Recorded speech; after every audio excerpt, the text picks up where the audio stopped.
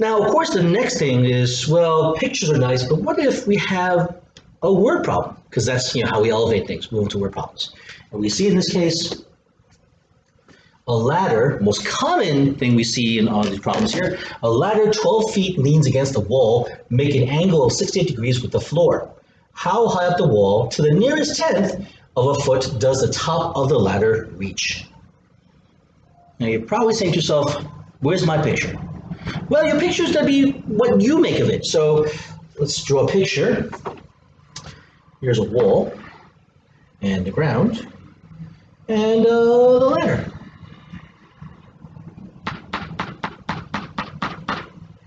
So we create a picture, and it looks like a right triangle. We hope to, at least, because the wall has to be perpendicular to the ground, or else it's going to shift left or right, and that would be not so good. So now we have a right angle here, and it says here the angle the ladder makes with the floor is 68 degrees. So that would be right here, because here's our ladder and here's our floor. We know the ladder is 12 feet high, so it's 12 feet. And we're trying to figure out the height, so how high up the wall, so key thing is this. How high up the wall, which is the vertical distance. If they said how far is the foot of the ladder from the wall, then that would be this horizontal distance. So we're looking for this measurement here. This will be our value of n. Okay. What do we do here? Well, we got a picture. But now it's like the other problems we did. We now decide which ratio we should use. Well, let's take a look. Our angle is 68 degrees, right there. We know that this side of n, the unknown, will be the opposite side of the angle. And this ladder, which is here, is going to be the hypotenuse. Based upon this, we are probably going to say to ourselves, oh, okay, opposite hypotenuse, it has to be the sine ratio. Again, sine is the ratio of the leg opposite over hypotenuse. Now we know which ratio we're going to use. We're going to now write our equation down. The sine of 68 degrees is equal to, the unknown value is n, while the hypotenuse is 12. We're going to solve like we did before by cross multiplying. We have n is equal to 12 times the sine of 68 degrees. Again, I try to put that number 12 to the left of the function so I don't mistakenly think I'm multiplying here, the 68 and 12, okay? And now we just use our calculator. 12 times the sine of 68. Okay, 12 times the sine of 68. 12 times the sine of 68, let me close that parenthesis there. 12 times sine of 68 degrees. And we hit enter. And we find out this is 11.12620625, blah, blah, blah. This is going to be a irrational number. All right, this is one of these numbers that continues on forever, that has no repetition, if you will. So it is a non-terminating, non-repeating decimal. This is a rational number. We're rounding off to, I believe we said in this case, the nearest tenth of a foot, so it should be 11.1. Yes, nearest tenth of a foot. So our value of n will be 11.1 feet. Now, be very careful. In problems like this, you want to make sure you include the units, okay? So what steps do we take to solve these things? Well, let's take a look. We see here that we want to draw a diagram and label the parts. How we use trig to find sides, angles, right triangle. Draw a diagram, label all the parts. Determine if you are finding an angle or a side. Determine which trig ratio you should use depending on the given information. Now I know now you're saying, first you're looking back, what do you mean step 2 is find angle or side? Believe it or not, we want to make sure that we have the right sort of function or problem we're going with. If we're finding a side, we do sine, cosine, or tangent. If we're finding an angle, we're going to be using sine -1, cosine -1, or tan -1. So step 3, which ratio we should use, like we normally do, identifying where the sides are that were involved, and of course the angle we have.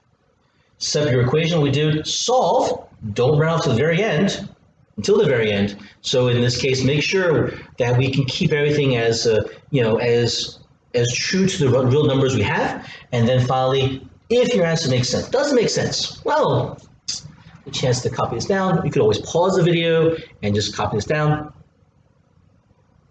Let's go back to our problem and say to ourselves, does the answer make sense? Okay, so we have in this case, we found it to be 11.1 feet. Well, one of the things we want to make sure is this. 68 degrees is definitely greater than the complementary angle. This angle here, which would be in this case 22 degrees. Correct? And so we know in this case that this side here should be larger than this side, but it's not greater than the hypotenuse. Please remember, the hypotenuse of the right triangle is always the longest side. If you found a measurement longer than 12 feet, there's an error. You have to go back and double check with that. Okay? All right. We good with this? Now I have one more problem. Okay, one more problem. Well, actually two, but let's take a look. Now this is dear to my heart, Disneyland and Disney World. Disney World is unfortunately closed during this time, and you get to watch videos. Tinkerbell actually zip lines from Cinderella's castle in Disney World every night for the fireworks. And all. It's an amazing thing, and pretty crazy. So Tinkerbell flies down Cinderella's castle each night on a zip line for the fireworks show at Magic Kingdom. The angle of the wire makes with the castle is 81 degrees. Now, angle the wire makes with the wall of the castle. Now, be very careful with this because now we have to figure out, well, which castle was the wire? If the vertical height she must drop is 150 feet, how much wire must be used for this nightly trip to the nearest foot? Okay, pause the video, come up with a diagram. And now, at this point, we're going to draw our diagram. Now, my castle in this case, draw this here. Okay, so it's not that great. Sorry about that, ladies and gentlemen. So, all right. So here we go. And so the zip line here, coming on this way. Extend this way here, so it comes all the way across.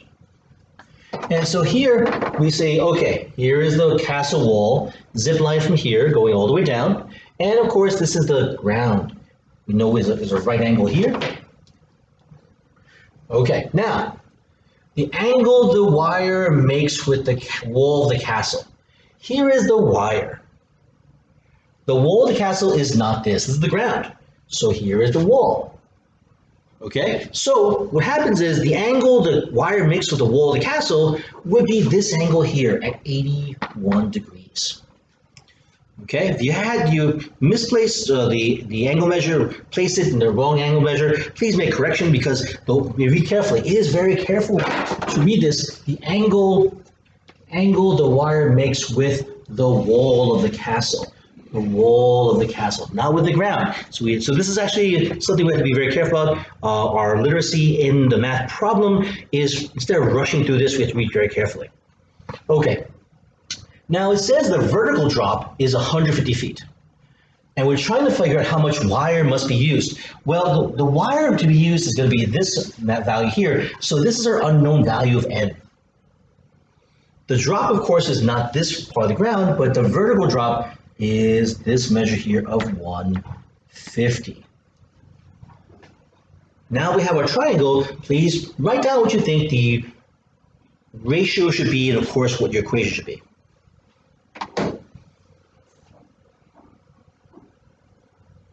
Okay, so we take a look and we see in this case that the ratio is based upon this angle here. This, of course, is the hypotenuse, but this leg here is not opposite of this angle.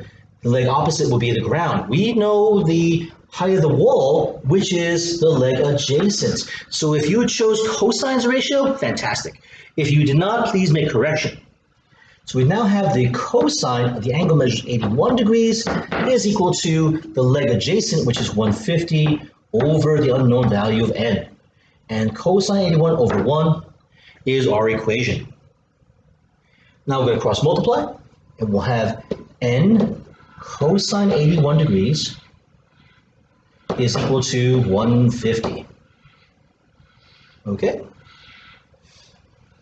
We're going to divide both sides of cosine 81. And I know it looks really weird because you're saying to yourself, cosine 81, is it 81 first or cosine first? Remember, cosine 81 is the number together. Cosine is the function, 81 is being put inside the function.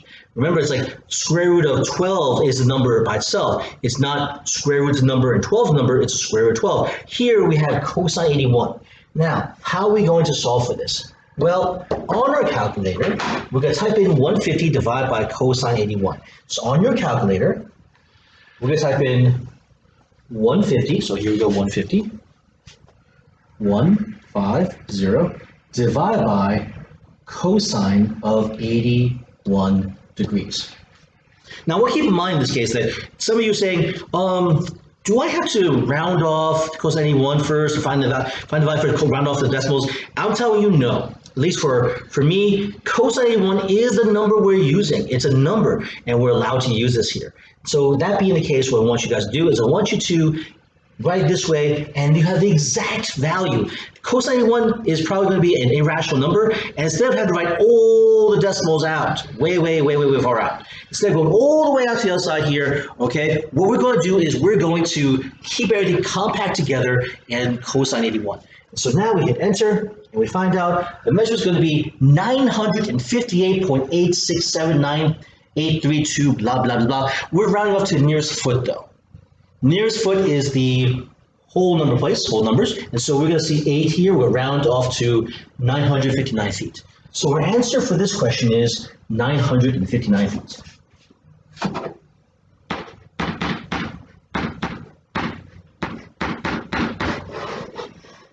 Okay.